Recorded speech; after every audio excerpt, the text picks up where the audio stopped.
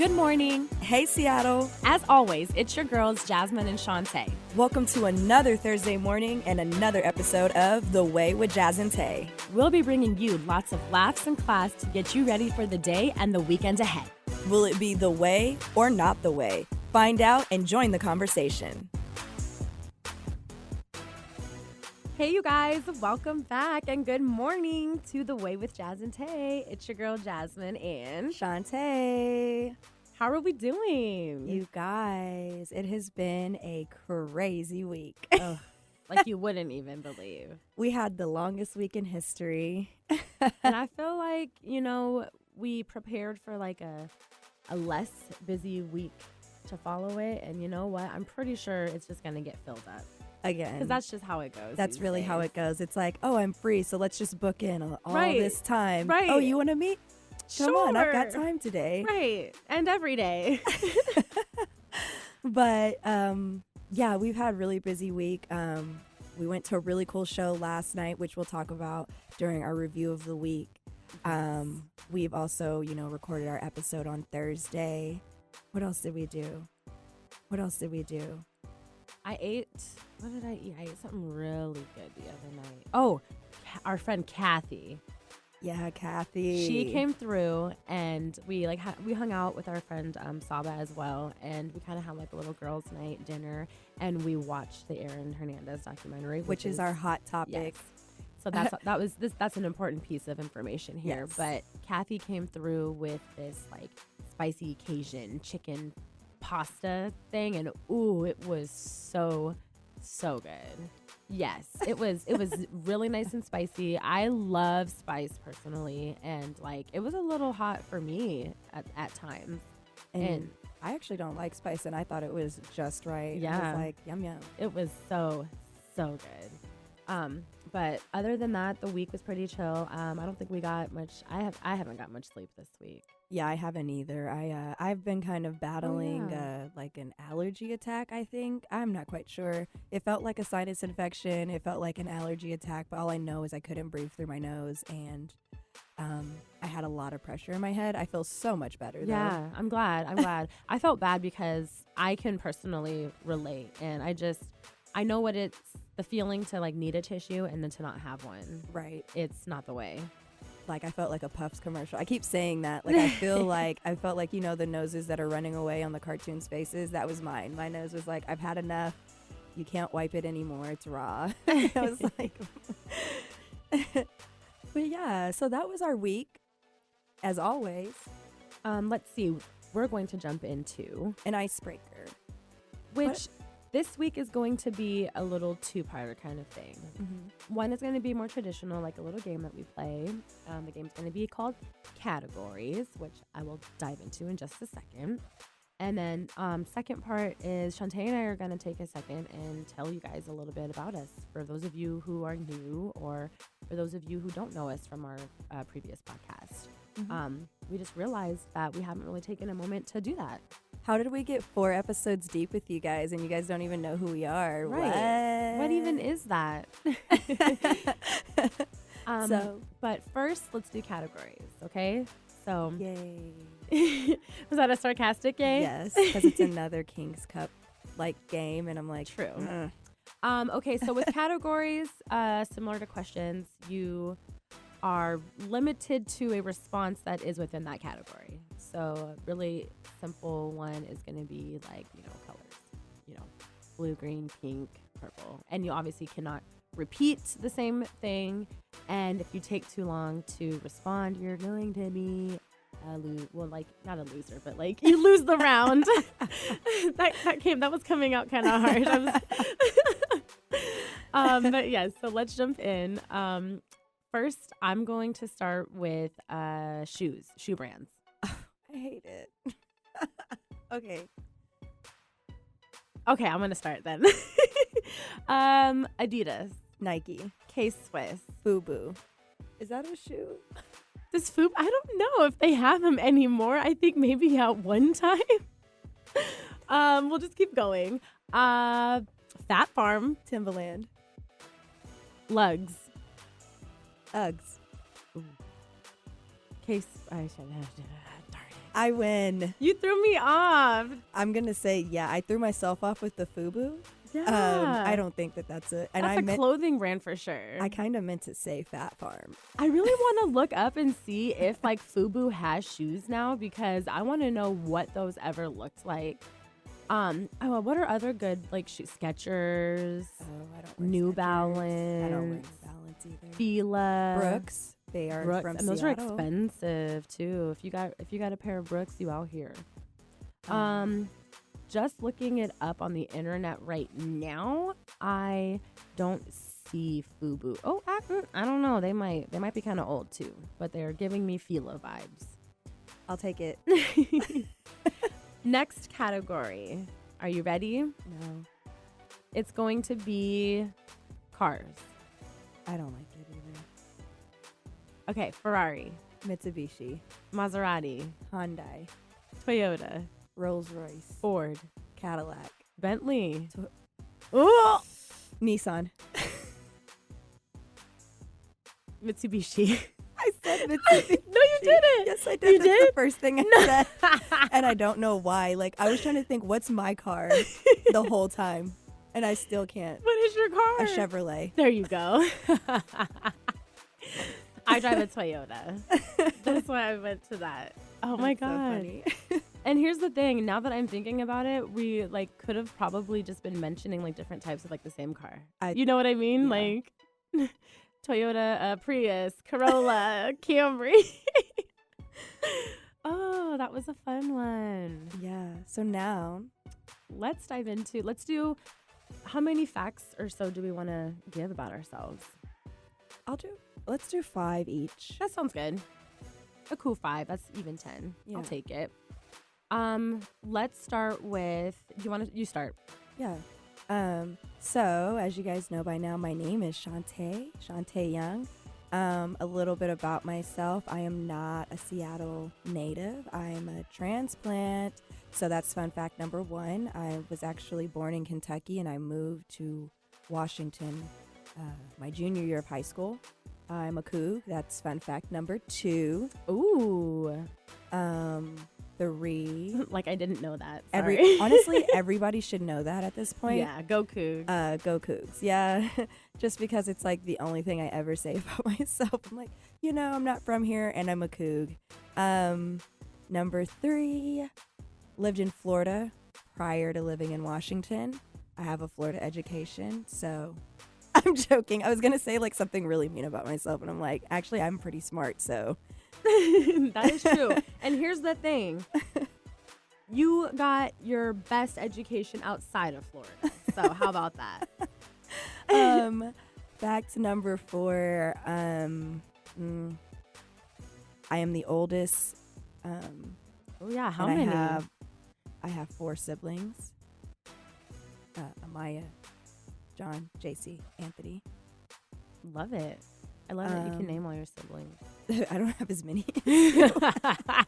And 5, I think I can sing. Because I can sing. And that's an inside joke Yes. of ours. Both of us actually are singers, professionals. So also an inside joke. I feel like we shouldn't say that because Right. all of our like musical friends are gonna be like, so when are you hopping on a track? Yeah, please don't blow us up.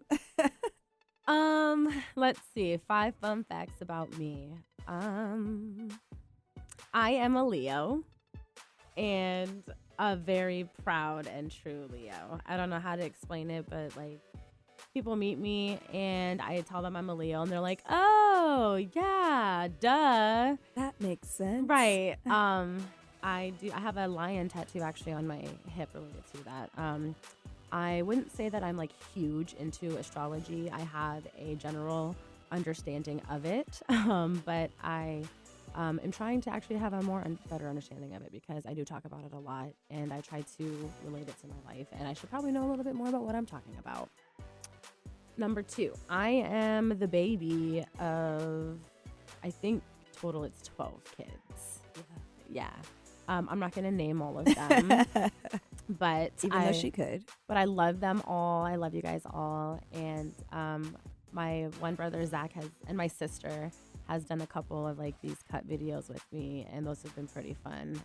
So shouts out to y'all, but shouts out to everybody else too. Number 3, I love sloths. Like, it's a really actually unhealthy addiction. It's a problem. It's gotten to the point where like I get sloth gifts frequently, and I'm starting to get like repeat things. Like, that's how bad it is. How do you have so many sloth paraphernalia that you start getting the same thing? I don't know, but it's me. I am that person. Calendars, I have pillowcases, numerous pairs of socks, t-shirts. I've got random little figurines in my room, tons of stuffed animals. A couple of them have been torn up by my dog. RIP to them, but I love you, Avery. Those are my sloths. Was that number 3 or number 4? I'm not sure. Cool. Number 4. I absolutely am obsessed with like nails, nail polish, nail designs. I'm trying to start like a small nail acrylic business. Stay tuned. It's in the works. But I have so much nail polish. It's crazy. And it's one of those things where, along with the sloth things, I get nail polish gifted to me all the time. And it's really fun. And I love that people think of me. And they're like, oh, nail polish. Jasmine would love that. It's really cute and sweet. Let's see. Number 5. I am not a big fan of chocolate. Womp womp. Sweets in general, actually. So a general PSA, I love sour candies and gummies. I love lemon flavored things. And I prefer flowers, I guess, over candy. So chocolate's a no for me. And a chocolate cake is definitely a big no. So all you guys out there thinking about getting her something for Valentine's Day. You see what I did there? No chocolates. I definitely, literally, that's exactly what I was doing. I'm glad. Girl, I read your mind. Thank we you. literally live on the same wavelength. Yeah, I was putting that out there. Tulips actually are my favorite flowers too. So just a heads up there. So those are my 5 fun facts. And knowing that you guys know a little bit more about us, I think I can sleep easier. Yeah. And, feel free to ask us any other questions, like I'm very open. You guys can ask me almost anything and I will probably give you an answer. And we're sure you guys will learn more about us the more that you listen to our podcast and our radio show. Absolutely. So next we're going to talk about review. Mm-hmm. But before we do that, we're going to jump into a quick break. Thanks for tuning in to The Way with Jazz and Tae. We'll be right back. Hey guys, welcome back to The Way with Jazz and Tae. Before the break, we introduced ourselves for the first time to you guys and gave you guys a couple of fun facts. And then we also played a little game and recapped our week. Now we're going to get into our review of the week, and we're actually reviewing the same thing because we went to a really great concert last night at Barboza. If you guys aren't familiar, it's in Capitol Hill. There's a venue called The Runaway, Numos, and Barboza is downstairs. One of our friends that we met at the Emerald City Gala, Teza Talk, had her very first headlining show there. So we, of course, went out there to show love and support. And it was actually the first time that we've seen her in concert and perform. We're blown away. And we were completely blown away. I'll say personally, I didn't know what to expect, but Same. I knew after meeting her at the gala and just kind of looking at her social that she's definitely alternative and that her music wasn't going to be something that I normally listen to. Yeah, same. But the concerts kind of changed me. Like, I'm ready to just immerse myself in her music. I really like her. Oh my gosh, yes. She's got a really nice sound to her. Like, and she started off singing and it was kind of like an R&B type of feel. Yeah, she has a really great voice. Yeah, she can sing. She can. She can sing. It was nice how she opened up the show. I wish I could tell you what all of the songs were that she performed, but that song Parachute.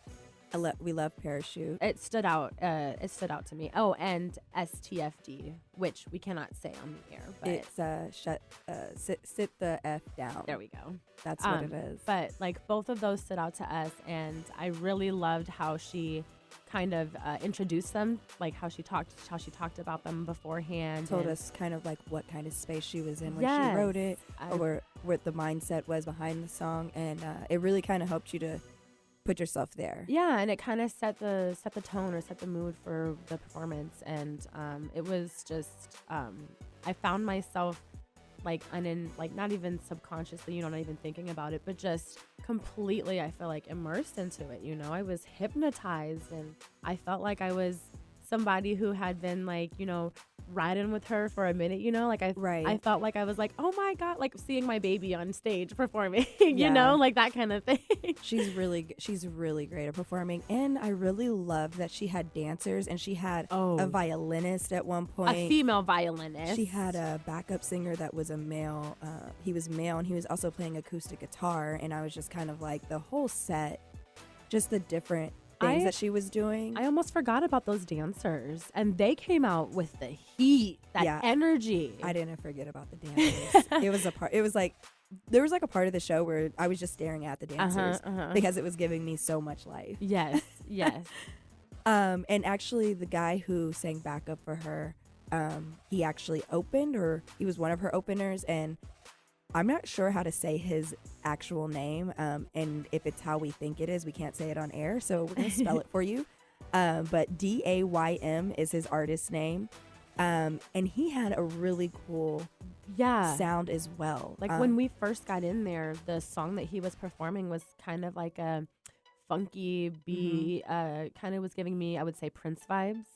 Okay. And he was not only up there like, I would say, rapping, but he was singing. It was like R&B, but it was also alternative, and like the way he was dressed was very like emo punk rocker. He had and really like, cool contacts. They had contacts in, but then he is singing, and it was like, it was gentle. R&B, kind of soulful, and I was like, this is just altogether so different. And I really enjoyed it, and I was like, I'm definitely gonna go try and find his music on Apple Music or stream it somewhere, because I really enjoyed it. It was just different.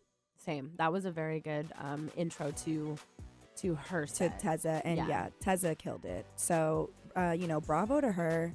And I can't wait to have her on our show. We do plan to have her on the show. Yes. At Spoiler some point. alert.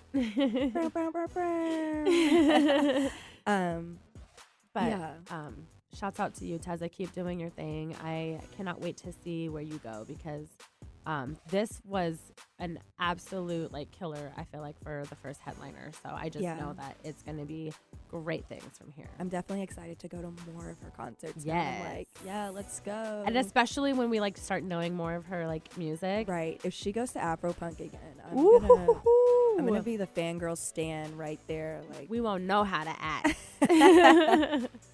So that's our review of the week, and absolutely the way. Absolutely. But then we're gonna get into our hot topic. And just let you guys know, this is a complete switch from what we were just talking about. Yeah. So just get your. If there's two ways to be, this right. one's not the way. Right. Just prepare.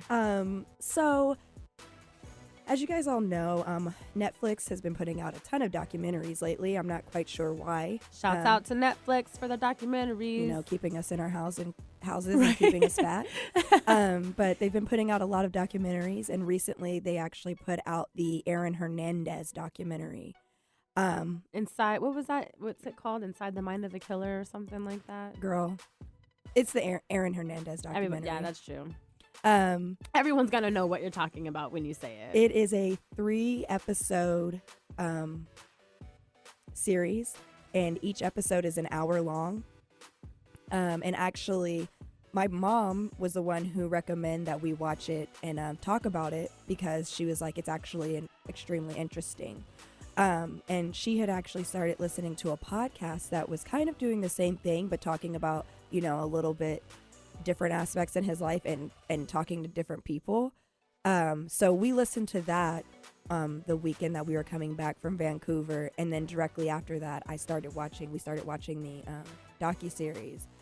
And I'm gonna be honest, again, I was not really trying to watch this documentary. Similar to how we weren't trying to watch the Kevin Hart one. documentary. Yeah. I just had, it's just kind of something when it was all happening, I wasn't that tuned into it. Yeah, I was like, because I watched football, I definitely remember being kind of shocked because it was like, oh, I definitely know who this player is, Right. you know?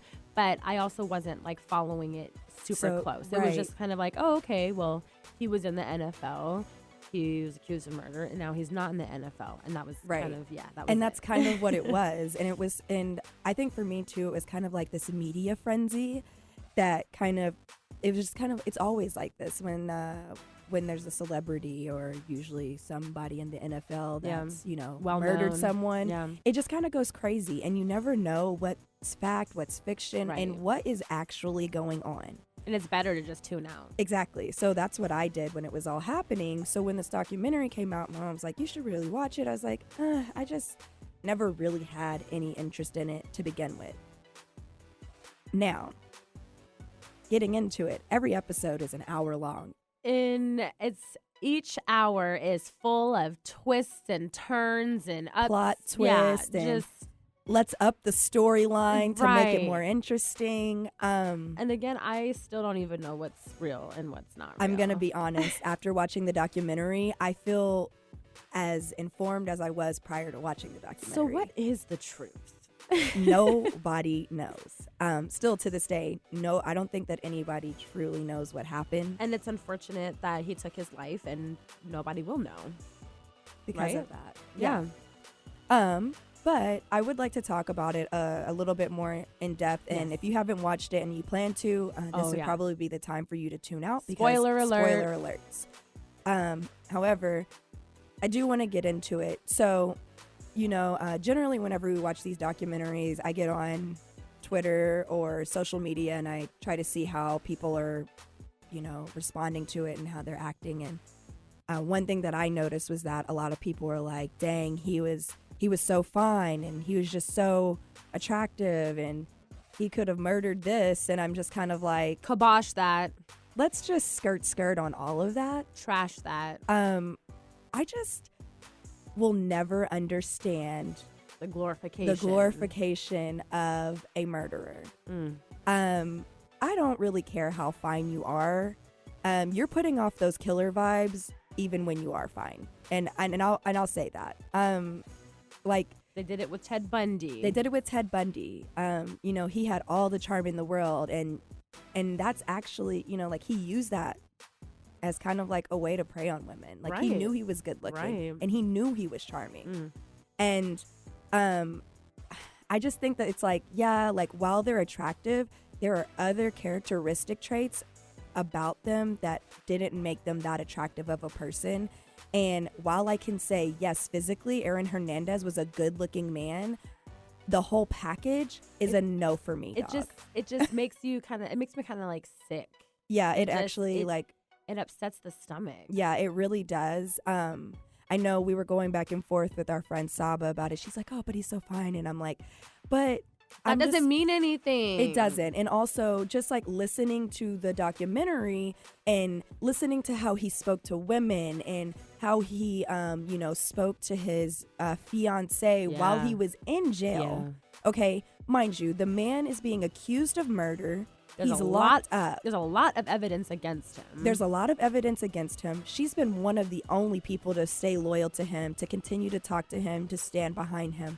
And we're getting to hear calls, okay? From jail. And there are calls from him where he's basically telling her like she had the police showed up to her house one day and she was like upset about it, and so they're talking about it and she's like, my day hasn't been going well because the police just showed up and searched the whole house. Right. And he was like, oh, well, at least you have your freedom. Right. And Like, she he's was got like, it- I he's got it wouldn't even worse. be in this mess if it weren't for you. And he's like, oh, you're blaming this on me? Excuse me? Yeah. Yes, you're the one murdering people out here for fun. Like, yeah, I would not be in this situation if it weren't for you murdering people. Absolutely. That's exactly what I'm saying. And just that in general, like there were a couple of conversations like that with him and her, and even conversations that he had with his mom. And it's kind of like our episode with Kevin Hart and accountability. Yeah, there He was just none. had no sense of like he absolutely thought he did nothing wrong. He thought he was for sure going to get off. He just knew it. He kept talking about like, well, when I get out, or, like things that they're going to do, like once everything is over. And it's like, sir, you're not getting out of this. Sir. There's just way too much evidence. We're going to get into more of that because he was not smart either At about all. any of this. But yeah, just kind of like, Saba kind of posed this question, like, if he were to walk up before all the murdering, okay, if he had walked up to you and was like hitting on you, would you have been into it? And I was like, I don't know, because if he talks to women the way that True. he talked to his mom and the way that he talked to his fiance, the way we heard him talk, it would be a turn on. You already know he's arrogant. Yeah. You already know that he thinks that, the sun sets and rises on his behind. Right. And I've never been into a guy who knows that he's cute. I'm gonna be honest. Yeah, because Sit it's just down. really a turn off. Like, yeah, you're cute, but like, what else do you have going for you? We've got to have a little bit more than that. There's got to be a connection and conversation. Exactly. And with him listening to those conversations, there was no depth. I was just so put off. No depth to it at all. And you're right. Very just dismissive. And yeah. And just not seeing how any of it was on him. And not seeing how any of his actions might be. If, like, this is the mother of your child. So not only is she going through this, but the baby's probably there as well going through this. Right, and a newborn. And you're telling her to just, but at least you're not in jail. Right, at least you're free. Okay, well, I'd be real free if I weren't dealing with you and had a baby with you and, engaged to you also. So there was also a phone call where he blamed his mom for all of it. Oh, yeah, because, his mom, that's a whole nother thing. She was also not the most honest and loyal person. We can get into that now. So in the documentary, they do a really good job of giving us all these little plot twists or like side stories, background behind, why Aaron, to get him to the point where he was. Right. Like why he who ended was up. Aaron Hernandez? Yes. What built to this? And it was a pretty clear picture painted that his childhood was not conventional by any means. No. His dad was physically abusive, and seemed to be an alcoholic, an angry alcoholic. Yeah. And would abuse his mom and would abuse them if he was upset. And he really ground football into him and into his brother's minds at a young age. And it was kind of like, if you were fooling around while playing football, then you got in trouble. And anytime I'm around my dad, I have to act right, because if not, he knew it'd be trouble once he got home. And I think that that's completely unfortunate. And to have to grow up that way. Grow up around, because that he grew up in fear. A lot of fear. His dad was extremely homophobic, was something else that we learned. And that brings up due a good to that, point. Due to that, he kind of hounded Aaron and his brother DJ, on everything that they did, from the way that they held themselves to the way that they talked, laughed, ate. If they did anything that seemed mildly feminine, it was a problem. And they needed to fix it. And I guess the F word, that I'm not gonna say, I don't like that word, was used frequently in their home. And so that was kind of something ingrained in his brain, like, being gay isn't okay, being feminine isn't okay, I have to be masculine, alpha male at all times, and football, that's eat, breathe, and live, all of that. And even his mother was actually arrested when he was 11 for running like an illegal business out of their home. And out of their home.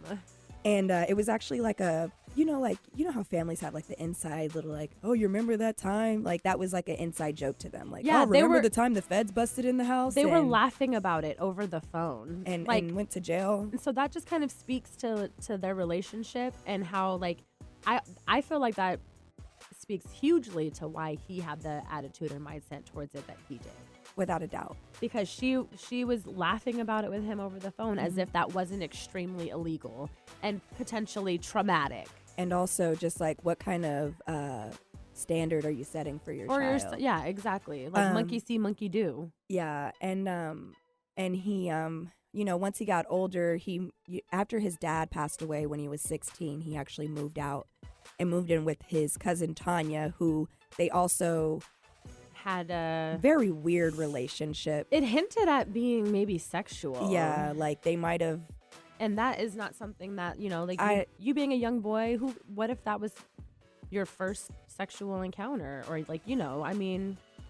and you're being groomed to, I just can't even think about it. I didn't let my mind was there, but like they didn't say anything except for they have a weird relationship. So I just was like, I'm just going to leave it at it's a weird relationship. Mm-hmm. But at one point he did move in with her, and she had a very, her house wasn't really the best house for him to be growing up in either. She had a lot of illegal going on in her house, and a lot of shady people that he was, around as well. And actually some of the people that were involved in the murders or were in his little gang during the time he was doing the murdering, were actually people that he met through his aunt. So interesting. Twist. So, just to kind of paint the picture, he did have a very rough upbringing. But again, what I'll say to that is I think that there are a lot of people out there who have a really hard upbringing and who go through really crappy things. True. Oprah. Yeah. I'm not going to name a bunch of people. Right. She was just the first person to pop in mind. But and it's like, it's not to downplay anybody that has went through anything. And, it's not to downplay that at all. But never. A lot of people have gone through stuff like that and not gone on to murder multiple people and do a bunch of illegal things. And think that they are just invincible. Exactly. And I think that that's kind of what I've been seeing on social media is people saying, I feel so bad for him. And I'm like, I don't know why. I'm like, yes, very obviously we can tell just by watching the full documentary through, he had some mental issues. Oh, absolutely. He wasn't clicking the way that everybody else was. He wasn't firing on all cylinders. I think that he probably had his break or like a mental break when his dad passed. And I think that really was like the catalyst into like his downward spiral in the darkness. But like also, I think that yeah, let's just really quickly talk about how being mentally ill does not make it okay for you to murder people. And I also think that go ahead. He was really young when his dad passed. Yeah, he was 16. And then he was really young. He was like 23 when all of this started unfolding, just to put into perspective also like the timeline there and how he got to where he was, and like your brain and things that you deal with and all that, it's still developing at that age. So it definitely makes sense that he would have had like a mental break or gone through something like that and have a really hard time dealing with it throughout those years. And they said when his dad passed, he didn't cry, he didn't show any emotion. So essentially he sat at his dad's funeral the way he sat during those court hearings. And that's like a very big sign when you talk about like psychopaths and they don't feel any emotion. Stuff like that. Absolutely just, none. Oh well. It did not affect him. It's another day.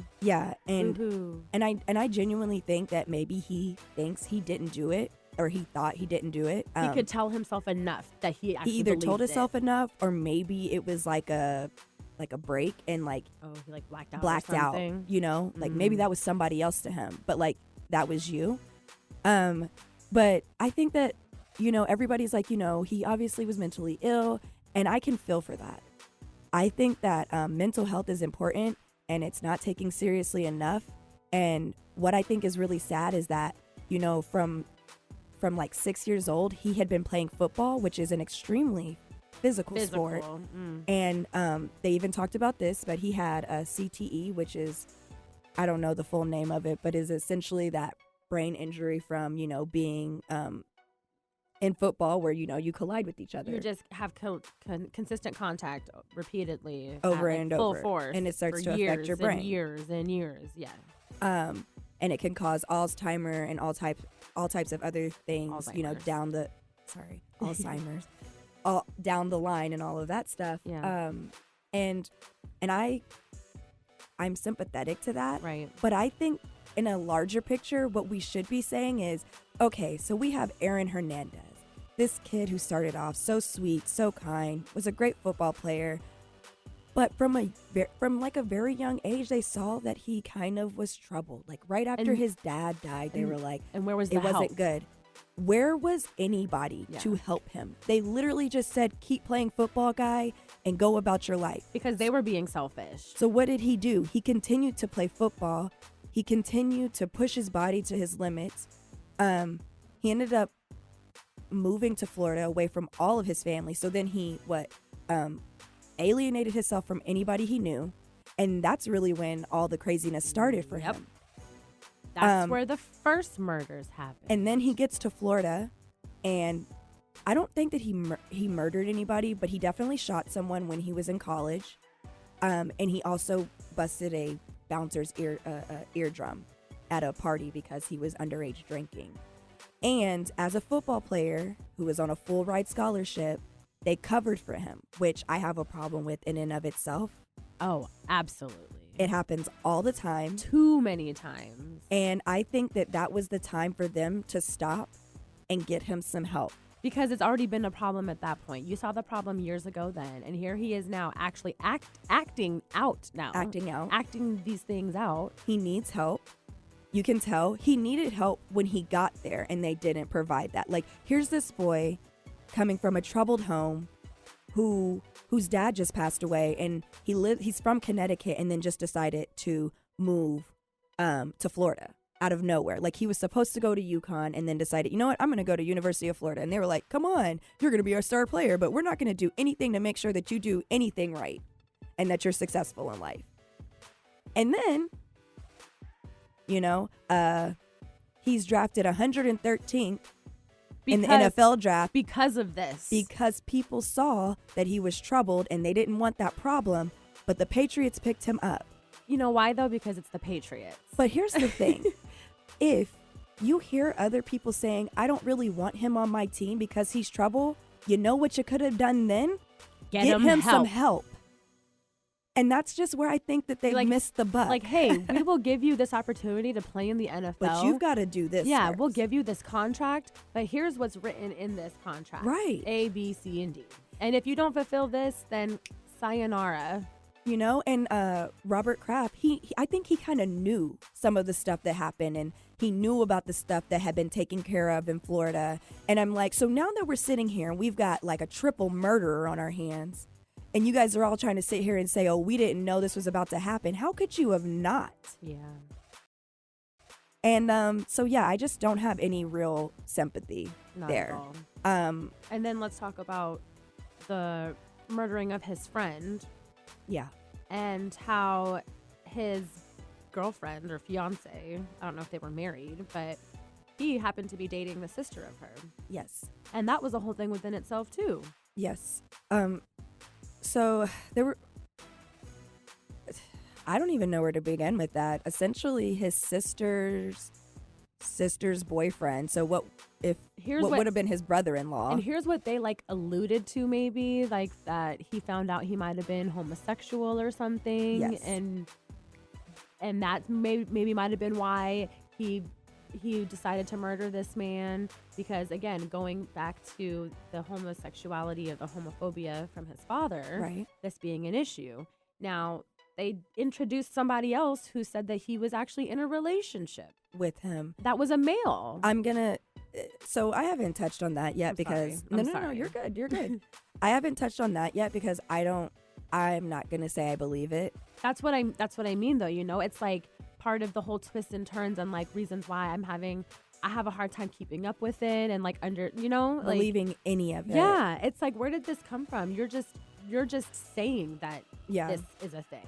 Now, I definitely think that he might have experimented, and maybe he was gay and he was trying to hide it, and that's what Odom found out and the reason he murdered him. Mm-hmm. I don't believe the guy in the documentary that said he was in a year-long relationship with him. It didn't seem real. It seemed very... It was literally like... It seemed like it was more for him than anything else. And that guy also said that he was the quarterback at the same time as Aaron was the tight end, and he wasn't. He was third string. So he wasn't playing at all with him. So if they How were playing together, embarrassing. it was probably like when they were kids, Yeah. not in high school. But Yeah. like in the documentary, many times he's like, yeah, we had everything going for us, star tight end, quarterback. And I'm like, you were on the bench, guy, You were the star bench warmer. and like no shade, but like shade. Yeah. And then all of a sudden you're like, oh yeah, we played football all the time. We were best friends. We had a whole relationship in junior year. And I'm like, you just also, he preceded that with my dad was homophobic and his dad was homophobic. Where were you doing that? Because it wasn't happening at either of y'all houses. Like if Aaron Hernandez, which I just feel like he is probably living every day in fear at his house. Probably. I don't think that he's just going to be like actively Inviting his friend over and trying to like hook up with him. facilitate in his house. a relationship with him. Now, who knows? We'll probably never actually know. But I find it hard to believe he came so left field with that. And then that set up this whole precedence where they brought in there was a Patriots player who is gay as well. And they brought him in just to talk about being gay in the football. NFL. In football in Yeah. general, like from being a kid to like Gotcha. being in the NFL. And I was like, we don't even know if Aaron Hernandez was gay. Right. Why are we doing all of this? And Yeah. I'm like, you're literally throwing in information after the man is dead. And he can't And he defend can't himself. confirm nor deny. And we don't have really any real evidence. Right. Like, if there was somebody who was in a relationship with him before he died, maybe. Maybe I'd believe that. But And maybe if his cousin Tanya came out and said, yes, this is true, I would believe her because I think she's the only one who knows what was really going on with him. Really? I think she knows. I think she knows that he murdered those people. Because when they called her to testify, she did not. Ooh. Yeah. At all. So they held her in contempt of court. She wouldn't testify. Even though they called her to the stand, she said she wouldn't. Wow. So she stayed Completely silent. and completely loyal. And that's cool. But I'm like, that just makes him seem super guilty because I Right. know you know. And two, I think she would also know about, if he were gay, I think he would have confided in her about it. True. I can see that for sure. Because he saw her as more of a mother than his actual mother. Yeah. And he said that. Mm-hmm. But yeah, I just, all in all, I just think that, after watching this, I'm just kind of over the documentaries that highlight the murderer and, their lives and their upbringings and, what brought them to this. It's like, I would much rather have had this documentary be completely all about his victims, where they were in their lives and like what what they had going up in their lives and then the leading up to Aaron Hernandez. Yeah, but that people don't like that stuff. That's why they have all of these. I know that's why. Yeah. It's like, it's a money thing, but Yeah. like, why are like, it just, I don't know. It just makes me feel so weird. It's like, do we really need to know the history, life, and background of Aaron Hernandez? And granted, I did sit there and I watched the whole thing and I can tell you guys about it. But it just kind of makes me feel away because, Yeah. like he was already famous, making millions and had a lot going for him. And I think that's why it was such a big thing, is because he was so big and well known and making good money, and then all of a sudden this happened. And so, But I feel like that is also a part, like, or the reason why I can't stand it. He had all of these things going for him. He already had the spotlight. He already had the money. He had a family. He had a baby. Everything going for him. And then he took 3 people's lives. And, the media around the trial, the documentary after the fact, it's almost like the people who were murdered don't matter. Yeah, you know what? That's very true, because they had people out there who they interviewed on the streets. Like, well, I don't believe it. I'm going to wear his jersey every day, because he didn't do it. Yeah. And I believe that I he believe didn't in my do heart it. he didn't do it, so I'm going to still rock with him. I'm not changing sides. I'm like, they've Okay, got but so there are- much evidence. And there are 3 people now who are dead because of him. People lost their lives. And like, to me, I think that that's the part that really gets to me. It's just kind of like when a celebrity does something wrong, we focus on that because we know them, but it's like they matter too. And let's just like take the celebrity out of it. On a base level, we're all humans, and we're giving the person who did the wrongdoing more attention and more glory and more everything than the person who was trying to live their life doing nothing wrong and was murdered. Right. And that's like my biggest qualm with it all, really. That goes for the Ted Bundy documentary. Goes for Joe. And that also goes for Joe. Y'all need to stop that. That is not cute. You, Joe, bye. But now that we've roasted, Aaron Hernandez, and I've really just killed you that. You did that. I didn't really get to. I'm sorry. I just was really passionate. I'm so sorry, okay. Jasmine. It was all you, girl. I mean, if you want to get a couple more in there, no, I can take a breath. Let's do a quick Seattle happenings. Right. What do we have coming up? Let's see. I don't really know off the top of my head, honestly. So January 31st, DJ Blast will be having a party called Trap Caviar, and you guys can find him on Instagram, and I'm sure the ticket links are in his bio. You guys should definitely check that out. He always plays good music. His parties are always dope. So if you're trying to, shake that tail feather, you should check that out. Yeah, music's always great there. And it's a great event if you're looking for African-American people to party with. Because I know that a lot of people sometimes have a hard time finding areas and spaces with people of color.